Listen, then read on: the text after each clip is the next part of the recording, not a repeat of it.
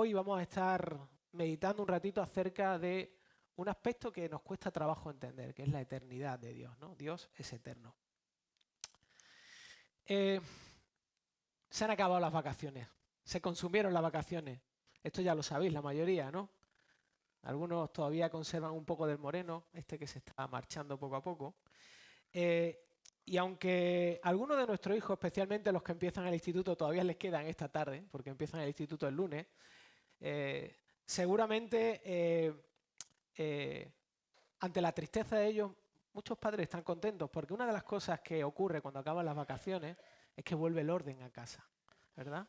Vuelve el orden, vuelven las cosas a su lugar, los horarios se vuelven a reajustar, la vida parece como que toma una dirección mucho más organizada, ¿no? Al menos a mí me pasa así. Yo sufro mucho en las vacaciones por esto, ¿no? Yo también. Pero si vosotros os acercáis a vuestros hijos eh, eh, y les preguntáis qué tal las vacaciones, con seguridad os van a decir que les han resultado muy cortas. Se han pasado muy rápido, no ha habido tiempo casi de disfrutarlas, ¿no? Aunque en el fondo han tenido momentos de aburrimiento. Y así lo vivía yo, o sea, cuando llegaba a retomar el colegio, pues tenía cierta añoranza, ¿no? Eh, pero si además, ante esta respuesta que están teniendo vuestro hijo, vosotros los tratáis de alentar con las vacaciones de Navidad, le decís, tranquilos, estás tranquilos. Si dentro de nada están las vacaciones de Navidad, seguramente su respuesta va a ser, papá, queda una eternidad todavía. Todavía queda una eternidad hasta que lleguen las vacaciones de Navidad, ¿no? Está claro que no es literal. Ellos están tratando de comunicar que queda mucho tiempo para que llegue ese momento, ¿no? Y que eso no los alienta demasiado. Pero nosotros no somos diferentes a nuestros hijos. Nosotros utilizamos este término, eternidad, en muchas ocasiones para expresar unos momentos donde estamos atrapados en situaciones que nos producen cierto nivel de impaciencia y que quisiéramos pasar rápido, pero no podemos. Eh, Nos parece una eternidad cuando estamos esperando en la caja del supermercado y tenemos delante una familia numerosa con el carrito de la compra de un mes. Y parece que nunca van a terminar de salir productos dentro de ese carrito, ¿no? O nos parece también una eternidad cuando nos quedamos sin trabajo y parece que no llega ese trabajo nunca, o que nuestra situación económica no cambia, o que tenemos que afrontar una situación de enfermedad larga, un proceso de enfermedad larga nuestro o de alguien que amamos y que tenemos cerca. Parece que nunca va a llegar el final de ese tipo de situaciones, ¿no? Y nos desesperamos. Y estos son solamente algunos ejemplos de cómo usamos nosotros el concepto de eternidad para expresar un espacio de tiempo que nos resulta demasiado largo. Lo consideramos demasiado largo y nos cuesta soportarlo. Así que quisiera empezar este mensaje hablando un poco de por qué nos cuesta tanto entender el concepto de eternidad, ¿no? Eh, ¿Qué es la eternidad? Cuando nosotros pensamos en la eternidad, ¿qué nos viene a la cabeza? No sé si habéis meditado alguna vez en esto, habéis puesto a pensar seriamente en esto, a entender qué es la eternidad. La eternidad en realidad es esto. La eternidad, o cuando decimos que algo es eterno, estamos haciendo referencia a una cosa que no tiene ni principio ni fin. No tiene un principio, pero tampoco tiene un fin. Y la principal causa, que es una problemática para nosotros para poder entender el sentido completo de este concepto, es que nada de lo que podemos ver hoy en día es eterno. No tenemos un modelo para poderlo comparar. Es más, nuestra experiencia cotidiana, nuestra vivencia diaria, lo que hace es enseñarnos justamente lo contrario. Nos enseña que las cosas materiales, las cosas que vemos, no duran para siempre. No hay nada que dure para siempre de lo que vemos. Como he dicho, las vacaciones son estupendas, pero las vacaciones, ese helado de chocolate que te guardas para ti y que lo disfrutas viendo la tele, o la emoción por algo nuevo, tarde o temprano acaba agotándose. Se acaba disipando, es como un humo que desaparece.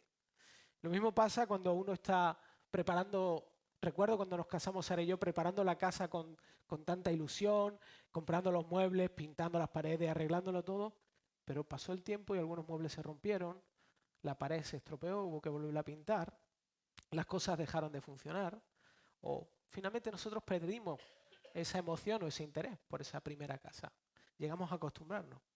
De la misma forma, la electrónica que hoy en día ha avanzado tanto, nos ofrece un montón de cosas que nos facilitan la vida, pero que al fin y al cabo acaban quedándose viejas, rompiéndose o finalmente regaladas a otra persona o en un punto limpio. Es más, nuestros propios cuerpos. Cuando yo tenía 20 años no era consciente de lo que era tener 25 años más, pero las cosas empiezan a no funcionar de la misma forma.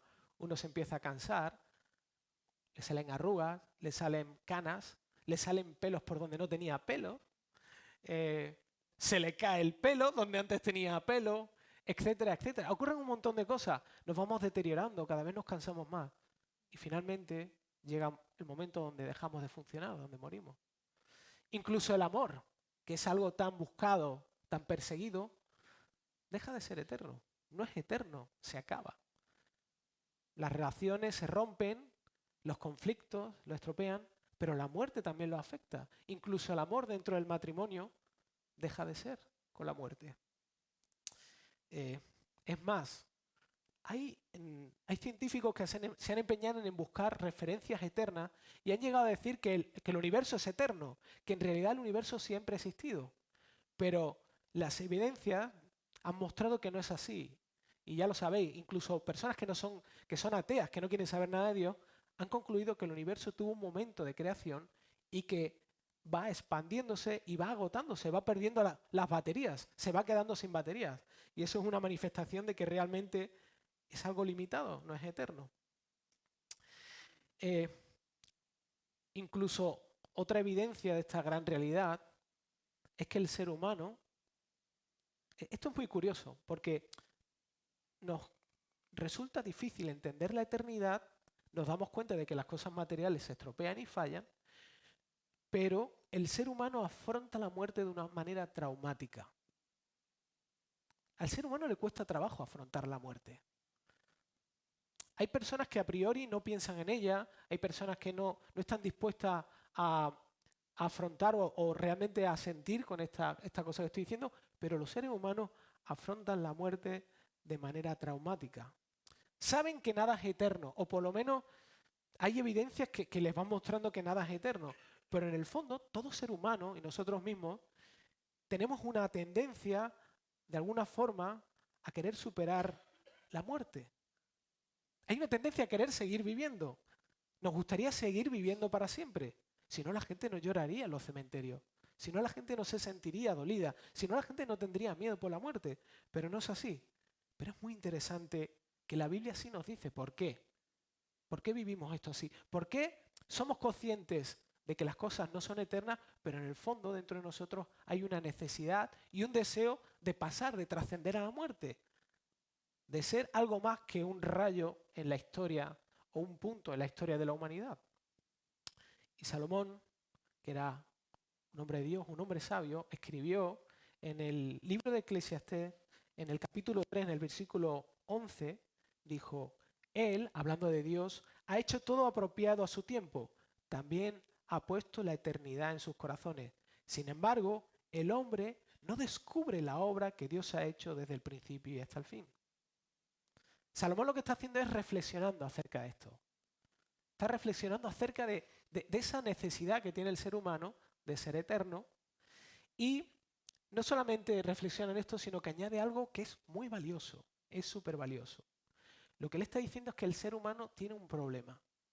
Y sabemos que ese problema es el pecado, ese problema es algo que se introdujo justamente después de que fuera creado, y es que el ser humano ha perdido la capacidad de poder conectar su necesidad de eternidad con la eternidad de Dios. Se ha roto, ¿vale? Eso quiere decir algo muy, muy valioso para cada uno de nosotros. Lo primero es que nosotros, que las personas, el hecho de que traten de llenar su vida con algo, el hecho de que tengamos una necesidad de buscar algo con lo que llenarnos, no está mal. No está mal. Eso no está mal. Es decir, Dios nos creó con esa necesidad. Salomón dice, hablando de parte de Dios, que Dios puso esa necesidad dentro de nosotros.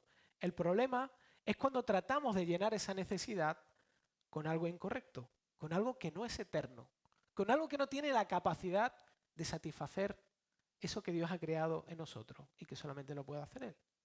Así que cada enfado, cada discusión, cada frustración, cada respuesta pecaminosa, en realidad es una evidencia de nuestra frustración al tratar de sacar eternidad de cosas que no son eternas, de cosas que no tienen el poder de satisfacernos y de completarnos. Pero vamos a hacer una cosa, nos vamos a adentrar en el Salmo 90 que ha estado leyendo Priscila hace un momento y vamos a ver un poco acerca de este Salmo. Lo primero que quiero deciros y que entendamos es que bueno, los Salmos no todos están escritos por David, es un libro donde hay un recopilatorio de estos escritos poéticos que son en su mayoría oraciones y en concreto este Salmo es una oración de Moisés. Es algo que escribe Moisés cuando está hablando íntimamente con Dios. Y está expresando un montón de cosas, ¿no? Y he escogido estos 6 versículos primeros porque hablan acerca de lo que vamos a tratar esta mañana y vamos a ver juntos. ¿Cuándo? ¿Cuándo registra esta oración Moisés? ¿En qué contexto? Moisés escribe esto en el desierto. Moisés está escribiendo esto en el desierto. El contexto es, no sé si lo recordáis, pero Dios sacó a Israel de Egipto, la llevó a lo largo del desierto, la libró de la persecución de los egipcios, con la intención de darles una tierra. Ellos llegaron al lugar donde Dios les había dicho, donde estaba la tierra que Dios ya le había dado, pero ellos no creyeron a Dios. Y en este contexto Dios lo que hizo es, por causa de la desobediencia y la desconfianza de su pueblo, Dios los disciplinó a vagar durante 40 años por el desierto. Y una de las cosas que dijo Dios también y que hizo fue que todos los varones mayores de 20 años se quedarían allí. Es decir, hasta que esos varones no murieran, ellos no volverían a tener la oportunidad de entrar en la tierra prometida. ¿Por qué es interesante esto? Es interesante porque Moisés está escribiendo este salmo en el contexto donde él ya es mayor y ha estado viendo cuántas generaciones han ido muriendo en el desierto. ¿Cuántas personas han ido muriendo a lo largo de esos 40 años? Y viendo esto, y viendo la causa de por qué estaban muriendo, Moisés se paró a reflexionar en lo que él expresa en este salmo. Y en este salmo lo que Moisés está haciendo, está contrastando la vida del ser humano, la vida del hombre, y la característica de la eternidad de Dios. ¿Cómo es el hombre y cómo es Dios? Él está contrastando ambas cosas. Cómo la vida que tiene el ser humano es tan vulnerable. No es consciente de esa realidad, pero cómo nuestra vida es tan vulnerable si la miramos en contraste con la eternidad de Dios. Quizá nosotros no pensamos mucho en la muerte, no nos gusta, solamente en algunos momentos puntuales, ¿no? Cuando vamos a un entierro o cuando nos ponemos a reflexionar de una forma seria en este aspecto. Pero lo que a Moisés le había ocurrido es como seguramente le puede ocurrir a alguien que está estudiando para ser forense. Quizá en la facultad lo estudia de forma teórica, pero cuando empieza a ejercer su oficio, empieza a darse cuenta que la gente se muere. Que la gente se muere mucho más de lo que uno se imagina. Y esa es la experiencia que Moisés estaba experimentando. Y a lo largo de esta breve reflexión, estos 6 versículos, quisiera hablar de 2 temas principales que él toca y que nos ayudan a pensar características acerca de Dios que se extraen de su eternidad. ¿Vale? La primera de ellas es que Dios no tiene principio. ¿Vale? Dicen los primeros 2 versículos del Salmo 90, dice, Señor, tú has sido un refugio para nosotros, de generación en generación, antes que los montes fueran engendrados y naciera la tierra y el mundo, desde la eternidad y hasta la eternidad, tú eres Dios. Dios nunca comenzó. Dios nunca empezó. Nunca tuvo un comienzo. No tuvo un principio. Y algunos teólogos tratan de ilustrar la eternidad porque es un concepto complejo. De hecho, es tan complejo que alguna vez yo he tratado de hablar de Ismael, y lo he contado, cuando era más pequeño, era un concepto que le producía miedo, le producía pánico, no podía entenderlo. Era un concepto que sobrepasaba su entendimiento. Así que algunos teólogos tratan de utilizar algunos ejemplos para poder comunicar acerca de la eternidad. Dicen que la eternidad es como un círculo, que no tiene ni principio ni fin. Pero la eternidad es más que eso. La eternidad es lo que existía antes incluso de lo que existiera el círculo. Antes de que existiera ese concepto, ya estaba Dios ahí. Antes de que no existiese absolutamente nada, Dios estaba ahí. Él siempre ha estado. Pero otro detalle importante que Moisés reconoce en este salmo es que Dios no tiene cambios de humor. Dios no es inestable. Dios no tiene un mal día. Dios no se levanta hoy porque ha dormido mal y cambia de parecer o nos mira y cambia su actitud hacia nosotros. Él nunca tiene un día malo. Él no tiene variación en su forma de pensar, de sentir. No varía. Fíjate lo que dice Moisés, ¿no? Dice en estos versículos, dice, tú has sido refugio para nosotros. O sea, lo que está diciendo Moisés es que a lo largo de toda la eternidad, de todo este tiempo, Dios le prometió a Israel que sería su pueblo y lo mantuvo a través de todos sus desplantes, a través de todas estas respuestas que tuvo el pueblo de Israel de no creer en él, de desconfiar, de buscar llenar esa necesidad de eternidad en otras culturas, en otros pueblos, con otras cosas. A pesar de eso, Dios se mantuvo estable, constante. ¿Y él? ¿Por qué él es así a lo largo de toda la eternidad? Es más, Dios se revela como un ser que siempre es. Cuando Dios se acerca a Moisés, ¿cómo se define a sí mismo? Yo soy el que soy. Yo no tengo principio y fin. Yo vivo en un estado de existencia perpetua y eterna. Así que si Dios no sufrió variaciones con su propio pueblo, y fue así con ellos, ¿cuánto más con nosotros ahora? Nosotros ahora que tenemos su espíritu, ¿cuánto más con nosotros ahora? Así que Dios sea eterno es nuestra seguridad. Es algo que nos asegura que Dios es como ha dicho que es con nosotros. Segundo aspecto que podemos ver en estos versículos del Salmo 90. Dios no está sujeto al tiempo. Dice en los versículos del 4 al 6, porque 1000 años ante tus ojos son como el día de ayer que ya pasó y como una vigilia de la noche. Y tú los has barrido como un torrente, son como un sueño, son como la hierba que por la mañana reverdece, por la mañana florece y reverdece, al atardecer se marchita y se seca. Obviamente está hablando del pueblo de Israel, está hablando del juicio, pero está justamente contrastando esta realidad. Dios no está sujeto al tiempo. El tiempo que a nosotros nos limita, que nos presiona cada mañana, cuando suena el despertador, cuando llegas al trabajo, cuando tienes que hacer las cosas en casa con los niños, ese tiempo que a nosotros nos limita y nos presiona, no domina a Dios, sino que Dios domina ese tiempo. El tiempo es quien se sujeta a Dios. Dios es el que creó el tiempo. Y quiero que veamos cómo es la relación entre nuestro tiempo, nuestra perspectiva del tiempo y cuál es la relación del tiempo para Dios.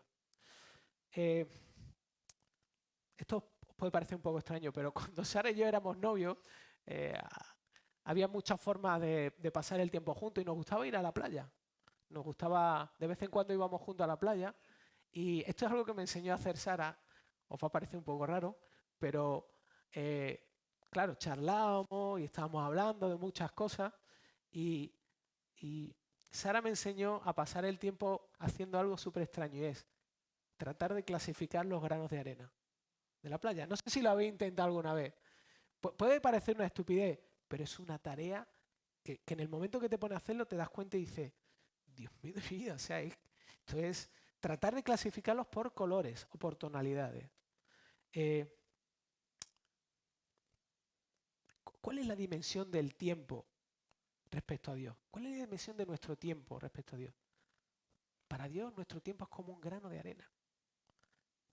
Dios está por encima, imagínate, Dios está abarcando todos los tipos de arena de todas las playas de todo el mundo y nuestro tiempo, en comparación con la eternidad de Dios, sigue siendo un ejemplo imperfecto, es un grano minúsculo. Ese grano que, si tienes ya mi edad, necesitas unas gafas para mirarlo, porque es minúsculo, es muy pequeño. Ese es nuestro tiempo, comparado con Dios, ¿no?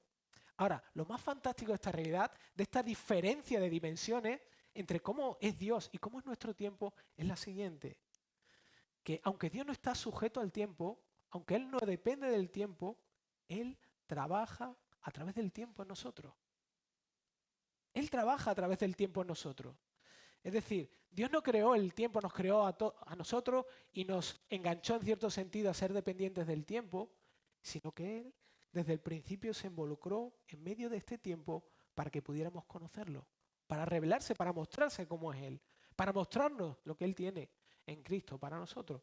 Y esta mañana hemos hablado de Hebreos 1.1, de que Dios se reveló a través de su pueblo, de Israel, pero se reveló en el tiempo. Y a través de los profetas se reveló en el tiempo.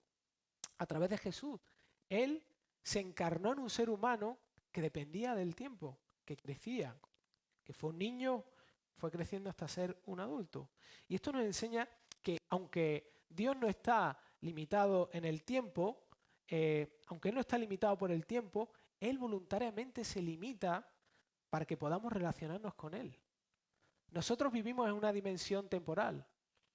Dios no necesita, no tiene nada que ver con eso, pero Él asimismo se limita para acercarnos a nosotros de una forma que podamos conocerlo a través del tiempo.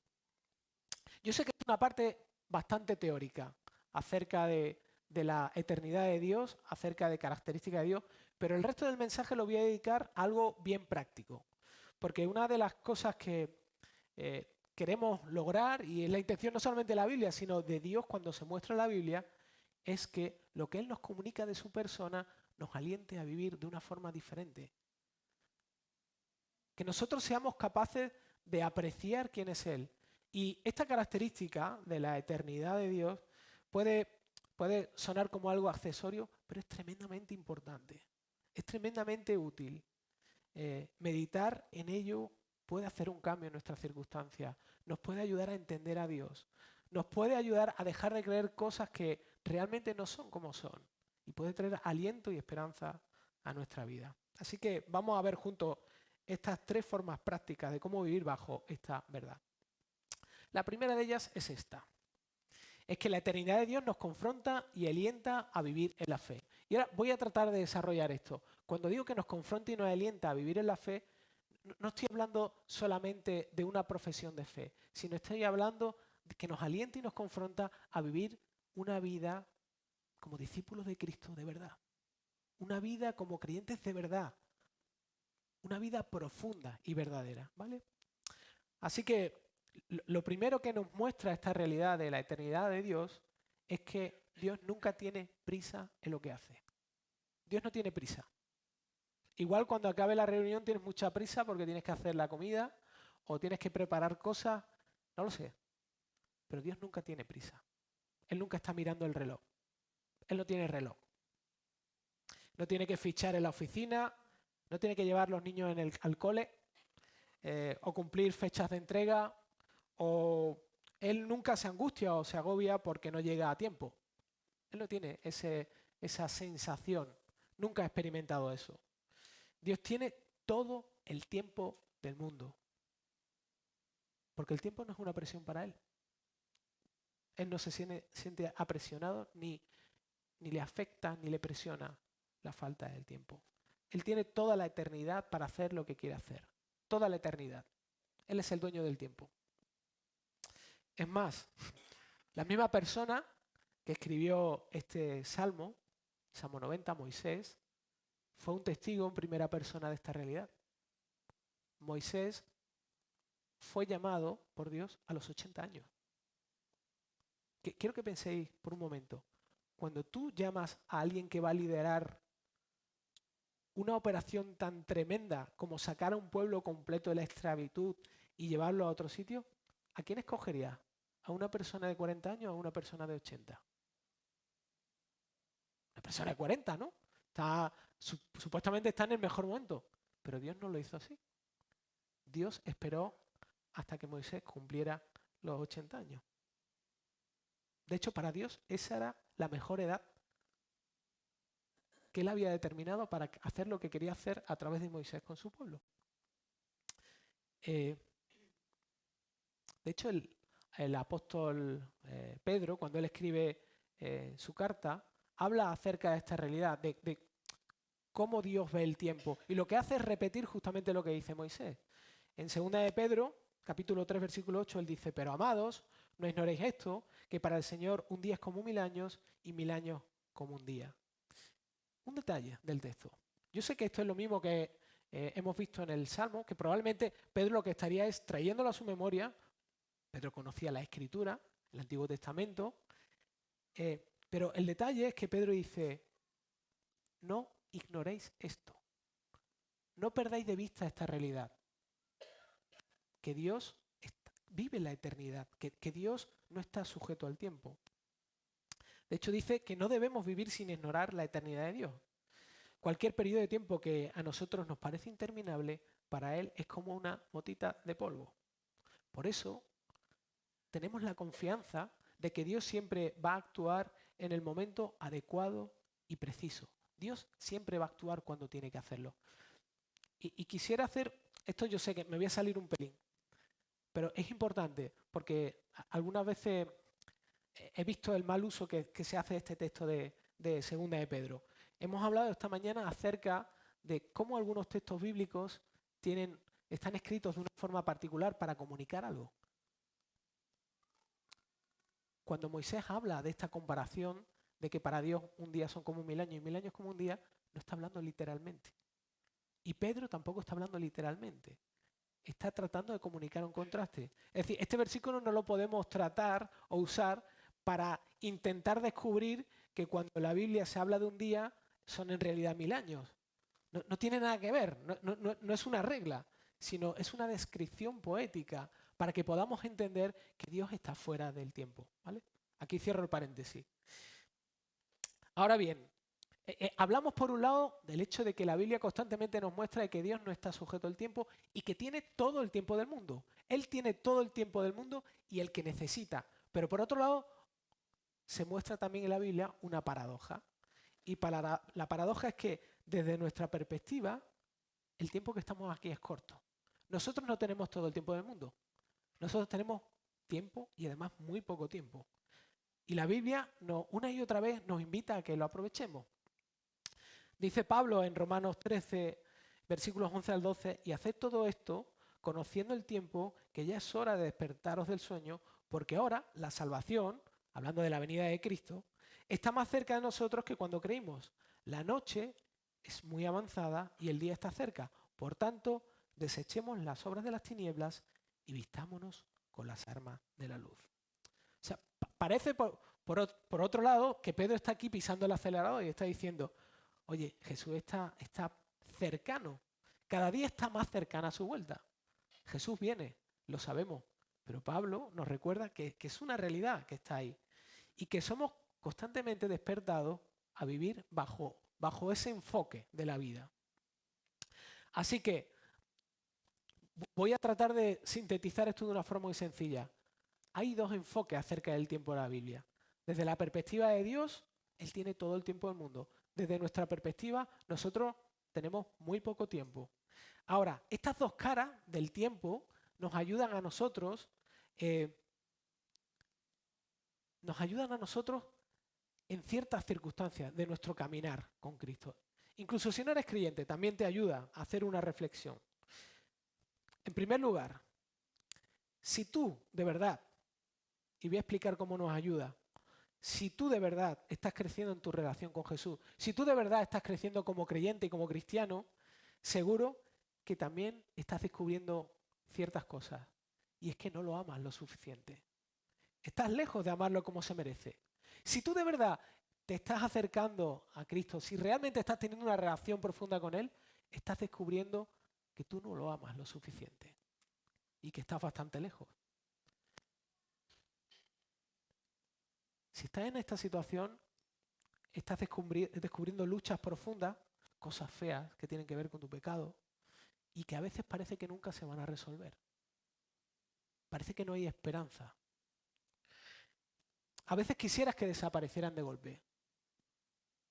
Quizás eres una persona que no puede evitar discutir, una persona que está constantemente autocompadeciéndose, una persona que tiene luchas con pornografía, con lujuria, que lucha con perder el tiempo, da igual. A veces parece que esas luchas, por más que combaten, parece que no terminan y tienen la tendencia a desanimarte. Pero, ¿cómo afecta la eternidad de Dios a mi vida en estas circunstancias? Bueno, que Dios tenga todo el tiempo del mundo debe llevarte a descansar, a encontrar descanso, porque Él nunca llega a tu vida fuera de tiempo. Igual tú estás presionado por el tiempo, igual tú quieres que Dios te cambie, te transforme, pero Dios nunca llega a tu vida fuera de tiempo. Moisés quería que Dios lo llamara cuando tenía 40 años, pero Dios llevó un proceso a través del tiempo en su vida hasta que a los 80 años lo llamó. A Dios no le afectan las presiones de la familia. No tiene una presión de objetivos personales o no tiene una presión ministerial. Él no lo tiene. Cuando Dios te une a su familia y te llama en Cristo, lo que hace es te invita a que mires el mundo a través de sus ojos y concluyas lo siguiente: todo está bien porque está bajo control de un Dios que es eterno. La eternidad nos alienta a seguir adelante. Lo que Dios nos ha prometido, que es eterno porque coincide con su carácter, nos alienta a seguir adelante con Él. Cada día, y yo sé que a algunos nos gustaría que el día en vez de 24 durase 30 horas, pero no puede ser. No se puede sacar tiempo de donde no hay. Así que cada día tiene el tiempo suficiente que Dios necesita para cumplir su voluntad en ti. Cada día. Cada día tiene el tiempo suficiente. Así que no necesitamos vivir presionados. Dios nos invita a que vivamos confiados en Él. Ahora bien, puedes estar en esta situación, pero también puedes estar en esta otra situación. Puede que no conozcas a Dios, o puede que hayas descuidado tu relación con Él, o puede que tu vida espiritual esté ahora en un punto muerto. No sé cómo estáis aquí. Yo no soy el Espíritu Santo, no tengo rayo X, pero hay momentos donde nosotros nos encontramos, si eres creyente, te puedes encontrar en una situación de frialdad, ¿vale? Y cuando uno está así necesita ser confrontado con la verdad. ¿Cuál es la verdad? Que nuestra vida es más corta de lo que pensamos. Mi vida es corta. No voy a vivir para siempre. Necesito que alguien me diga la verdad. No sabemos cuánto nos queda, pero sí sabemos que cada día nos quita un poco, nos resta un poco de lo que nos queda. Y que tarde o temprano vamos a afrontar el final de nuestra vida. Y en este punto lo que necesito recordar es esto. Que lo más importante, lo principal de mi vida, lo más importante es no saber si yo conozco a Jesús, sino conocer si Jesús me conoce a mí. Lo más importante de mi vida es saber si Jesús me conoce a mí.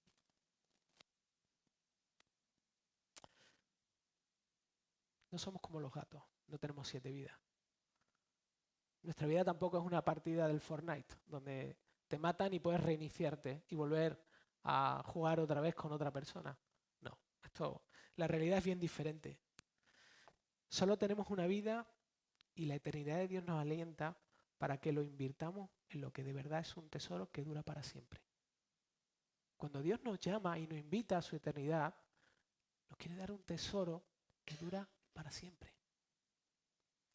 Y esto fue justamente lo que Jesús en el Sermón del Monte les dijo a sus discípulos y a toda la gente que estaba allí con ellos, escuchando. Jesús le dijo en Mateo 6, del 19 al 20, le dijo: no acumuléis tesoros en la tierra, donde la polilla y la herrumbre destruyen, cosas que se estropean con el paso del tiempo, y donde los ladrones penetran y roban, cosas que se pueden perder, sino acumulaos tesoros en el cielo, donde ni la polilla ni la herrumbre destruyen, y donde los ladrones no penetran ni roban. Lo que Jesús está diciendo es, haz una buena inversión. Pero no una inversión material, haz una buena inversión ahora que puedes. ¿Y qué es hacer tesoros en el cielo? ¿A qué se está refiriendo Jesús? Bueno, hacer tesoros en el cielo, para Jesús, en este contexto, es considerar las implicaciones eternas que el Padre eterno nos ha dado en Jesús. Considerar el regalo, como dice Pedro, utiliza una palabra un poco rara, ¿no? Inmarcesible, inmarchitable. El regalo que no se acaba, que no se le acaban las baterías, que no se agota. El regalo que no tiene ni principio y fin. Considerad eso, que es lo que Dios os ha dado en Cristo. Es decir, su amor, su perdón, su esperanza. Y dejar que esta realidad no solamente me informe, sino que me afecte, que me toque, que me rompa, que me parta y que llegue a todas las áreas de mi vida. Que me cambien y que nos impulsen a amar más a Dios, a desearlo más, a hacerle una prioridad en nuestra vida y que también nos motive y nos impulse a llevar a que otras personas puedan vivir así, que puedan descubrir la eternidad de Dios en su vida. Así que por un lado, meditar y pensar en la eternidad de Dios nos alienta y nos anima a confiar y descansar en los tiempos de Dios. Nos da paz, nos da tranquilidad, nos da esperanza. Nos permite seguir en la fe, sabiendo que Dios tiene su tiempo y que no necesitamos angustiarnos por el trabajo que Él está haciendo a nosotros. Sí dedicar esfuerzo y disciplinarnos, pero el trabajo lo está haciendo Él a su tiempo en nosotros. Y por otro lado, es una señal de alarma cuando estamos en un punto muerto en nuestra vida espiritual, para que no nos retrasemos en hacer de nuestra relación, experiencia y disfrute de Jesús una prioridad en nuestras vidas. Segundo aspecto práctico en el que la eternidad nos ayuda. La eternidad de Dios nos consuela en medio de las dificultades. Nos trae consuelo. Esto no es nuevo para ninguno de vosotros. El sufrimiento forma parte de la experiencia humana. No lo podemos arrancar. Cuando menos te lo esperas, llega un momento donde tienes que afrontarlo. Es algo que nos persigue. Violencia, dolor, enfermedades, odio, etcétera, etcétera. Pero desde la perspectiva de Dios y lo que Él nos dice, nuestra vida es como un suspiro. Nuestra vida es ese granito de arena en medio de la inmensidad de una playa. Y si lo piensas bien, ese granito se dirige a una gran celebración. Lo que Dios nos ha prometido es una gran celebración con Él. Dios quiere que vayamos a disfrutar de una boda donde Él va a estar. La mayor fiesta de bodas que jamás has podido imaginar, porque Él está allí. Esa celebración es para nosotros. Es lo que Dios ha hecho en Cristo para nosotros. Y que es la inauguración y el tiempo de la eternidad. Es la vida eterna, estar con Él, conocerlo, disfrutar. Jesús en el Evangelio de Juan le dijo a sus discípulos que en la casa de su Padre había sitios reservados para ellos, pero para nosotros también. Él murió y resucitó para abrirnos el camino a ese lugar. Vamos camino de casa. Nuestra vida es un proceso en el que vamos camino a nuestra verdadera casa. Yo os voy a desafiar a que penséis por un momento esto. ¿Por qué decoráis vuestra casa como la decoráis? ¿Por qué la tenéis como la tenéis? Queremos crear nuestro hogar. Queremos encontrar nuestro sitio donde nos encontremos seguros. De hecho, yo no sé vosotros, pero yo cuando viajo, y muchos de vosotros que trabajáis, viajas, estás un tiempo fuera, pero llega un momento donde quieres volver a tu casa. Quieres estar allí, donde está tu familia, donde está tu lugar, donde está tu sitio. Incluso a veces los domingos que pasamos el día entero aquí juntos lo pasamos muy bien, pero llega un momento donde a algunos le entran el sueño y tienen que irse a la siesta o a sentarse en su sofá que está en su casa. En el fondo todos tenemos la necesidad de volver a nuestro hogar, de ir a casa, a nuestro sitio. Pero en realidad esto es un pequeño reflejo de lo que Dios tiene para nosotros. Dios está preparando y ha preparado nuestro verdadero hogar eterno allí junto a Él. Y nos invita a que vayamos. Ahora, ¿cómo puedo encontrar esperanza con esta realidad en medio de los momentos difíciles? Bueno, Pablo a los creyentes de Roma se lo explica y se lo dice en la carta a los romanos. Él le dice en Romanos 8:18, hablando acerca de esto, ¿no? Dice, pues considero que los sufrimientos de este tiempo presente, ellos estaban siendo perseguidos, obviamente, nosotros no, ellos combatían con personas que odiaban el Evangelio, nosotros no, pero en cierto sentido nosotros tenemos otras luchas con nosotros mismos, nuestros deseos, etcétera, etcétera, ¿no? Pues él dice que los sufrimientos de este tiempo presente no son dignos de ser comparados con la gloria que nos ha de ser revelada, con lo que vamos a ver a futuro. Así que meditar en un Dios eterno que está por nosotros tiene el poder de hacer soportables las pruebas que se presentan en nuestra vida. Meditar en esta realidad nos alienta y nos permite pasar por estas pruebas. No estoy diciendo sin sufrirlas, sino con un aliento que no es natural en nosotros, ¿no? Y que viene de Dios. En una frase, cuando vemos la dimensión correcta de quién es Dios, quiénes somos nosotros como hijos suyos y la herencia que ya hemos recibido en Jesús, cuando vemos todas estas cosas juntas, desde la perspectiva de Dios, las complicaciones y las dificultades de la vida toman su tamaño normal. Empequeñecen, se convierten en un grano, un granito de arena. Y es importante que escuche esto que voy a decir, porque no quiero que nadie me malinterprete. No estoy diciendo que lo que Pablo está aquí afirmando es que en medio de la situación de dolor, lo que ocurre es que de pronto todo esto desaparece y no experimento dolor, no experimento tristeza. No, lo que está Pablo diciendo y lo que quiero comunicar yo es que esos sentimientos van a estar ahí,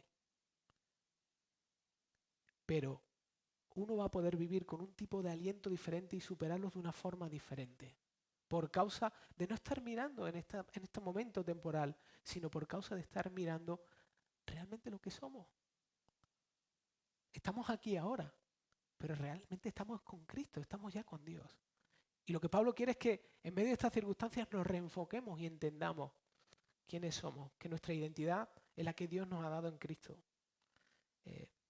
Y que eso nos ayude. De hecho, Pablo, si estuviese tratando de decir hay que anular este tipo de sentimientos, se estaría contradiciendo a sí mismo. Porque Pablo, en sus cartas, es muy explícito y muy claro cuando él habla de sus luchas personales. Incluso a los corintios le dice que hubo momentos donde tenía miedo por su propia vida, ¿no?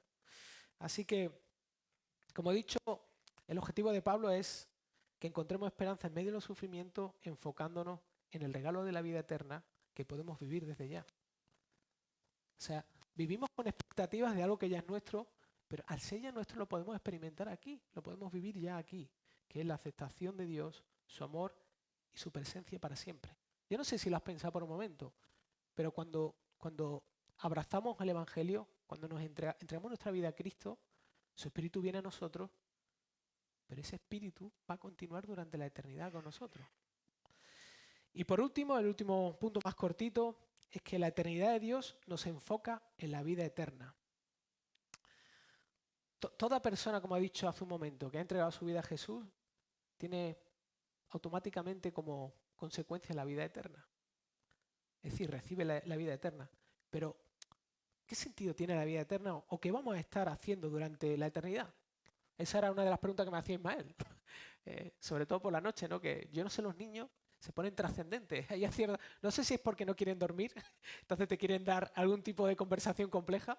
Ismael sabe que, bueno, su padre estudia teología y trata de hacerle preguntas difíciles para tratar de mantenerlo ahí, ¿no? Pero, ¿qué estaremos haciendo durante la eternidad? ¿Qué vamos a estar haciendo allí, no? Y Pablo a los Efesios, en la carta que le escribe, capítulo 2, versículo 7, se lo dice. Le dice, hablando acerca de cómo es Dios, ¿no? Y concluyendo esta realidad en el versículo 7, empezando por el 4, dice, pero Dios, que es rico en misericordia, por causa de gran amor con que nos amó, aun cuando estábamos muertos en delitos y pecados, nos dio vida juntamente con Cristo. Por gracia habéis sido salvados. Y con Él nos resucitó y con Él nos sentó en los lugares celestiales en Cristo Jesús. Esto es todo lo que yo he dicho hasta ahora. Esto es lo que Dios hizo por nosotros, ¿vale?